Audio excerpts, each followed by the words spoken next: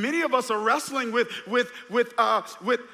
perceived obstacles as it relates to age, and assume now I'm in a season of my life and I can't do this. I'm not as hot as I used to be. I'm not as spicy as I used to be. Not realizing that God put stories like Sarah in the Bible, not to tell 90-year-old women to have a baby, but he puts that in the Bible to show you that I can cause you to give birth to something in a season where other people feel like it's too late.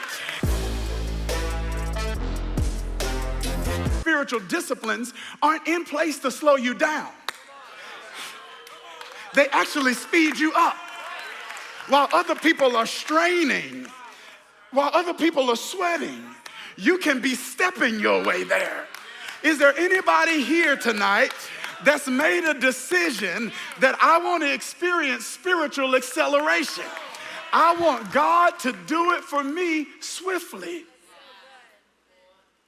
They have an hour head start, hours worth of head start. And the average person would feel like I'm behind schedule.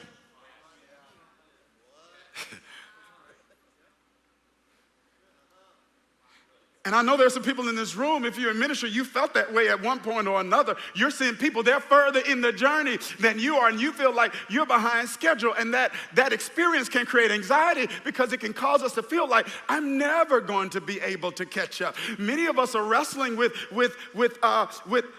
perceived obstacles as it relates to age, and assume now I'm in a season of my life and I can't do this. I'm not as hot as I used to be. I'm not as spicy as I used to be. Not realizing that God put stories like Sarah in the Bible, not to tell 90-year-old women to have a baby, but he puts that in the Bible to show you that I can cause you to give birth to something in a season where other people feel like it's too late. I want to know, am I talking to anybody here that believes it's not too late? When he engages in the act of self-care and practices spiritual disciplines, he gets further faster. I'm getting ready to start a teaching at our church, a series at our church this Sunday is called Air Force. And the series is on prayer. And one of the principles that I saw as I've been studying this is that the enemy never directly attacks what he's after. He never directly attacks. So if he's after my progress, he doesn't attack my progress. He attacks the things that make me progress. So he never comes after my strength by coming after my strength.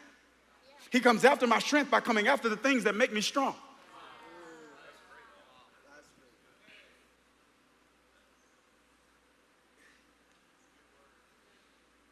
And Jesus engages in this spiritual discipline of prayer. And you cannot read the New Testament and not see the prioritization of this from the Gospels through the epistles. Even in Acts 6, the apostles organized infrastructure so that they could give themselves to the ministry of the word and to prayer.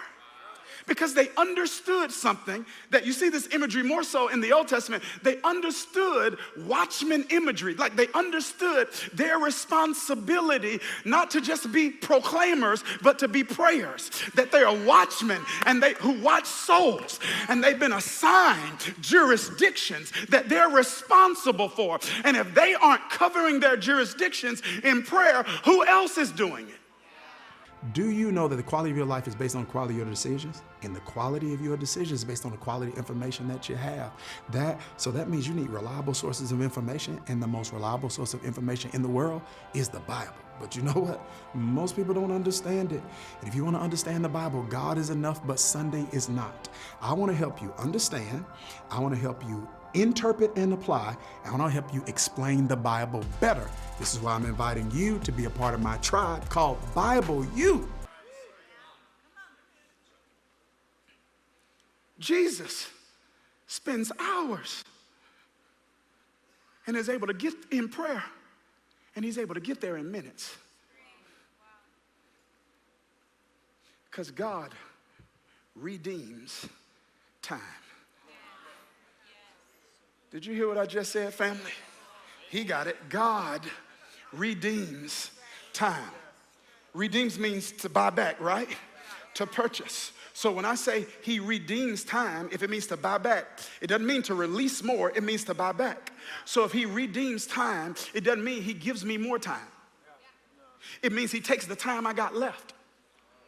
And he says, I'm gonna do so much in the time you got left that it's gonna make up for all the time that you wasted.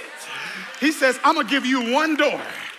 And I can open one door for you in 2022, and that one door can make up for 5 years of closed doors because I'm the God that redeems time. Jesus catches up, right? He's walking on the water, and the disciples say, it's a ghost. I want to know where their theology is. Like, what? Okay. They say it's a ghost. Here's my question. How have you ate with someone, walked with someone, rode with someone, learned from someone, been so close to someone for 3 years and not know what they look like? I walk through the airport in a mask and people know who I am. They had no idea. How have you been so close to someone that long and you can't recognize him? Maybe because God doesn't always look like God in a storm. Did you hear what I just said? I said, remember, because there's some, God doesn't know, and so you ever been in a storm? You're like, where's God? He's like, I'm here. But I don't always show up looking like what you think I look like. And sometimes you got to give it time before you label a thing. Because they were calling him a ghost when he was far away, but then they called him Jesus when he got closer. And there are some things, if you don't give God time to show you what he's doing, you will label prematurely. And you will call it a burden in this season, and you'll look back and say, that was a blessing. Is there anybody that can look back over your life and say, there are times where I was calling something one thing when I was in it, but now that I am out of it, you called it a breakup. Now you calling it a breakthrough.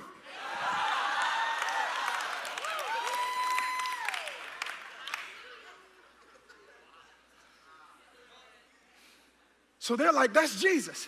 Peter said, okay, Lord, if it's you, tell me to come to you on the water. Guys, this is so important here. Peter was not attempting to simply walk on water. That's not the text. Peter is attempting to get close to Jesus. He's not trying to perform the extraordinary just to perform the extraordinary. He's not trying to do something miraculous just to do something miraculous.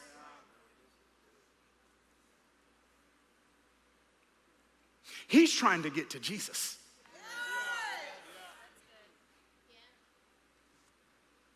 He said, if it's you, tell me to come. And Jesus says, come. And it says, Peter got down out of the boat, walked on water, and come and went toward Jesus. If it's you, tell me. If you look at it, you'll see it's in the text. We read it together. This is what Peter said.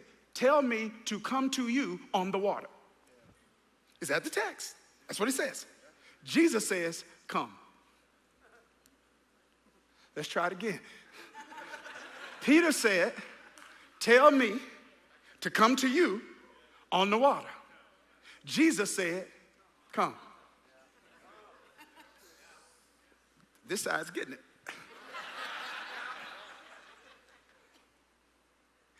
Peter said, if it's you, tell me to come to you on the water. Jesus said, come. Peter says, if it's you, tell me to come to you on the water. Detail. See it? There's detail in Peter's request. Tell me to come to you on the water. Jesus does not respond with detail. All Jesus says is come. And some people never go because come is not enough for them. Sometimes all you're going to get is a come. He's not going to give you the details. He's not going to give you the blueprint. He's not going to give you the whole game plan. But you got to step out of the boat on a come.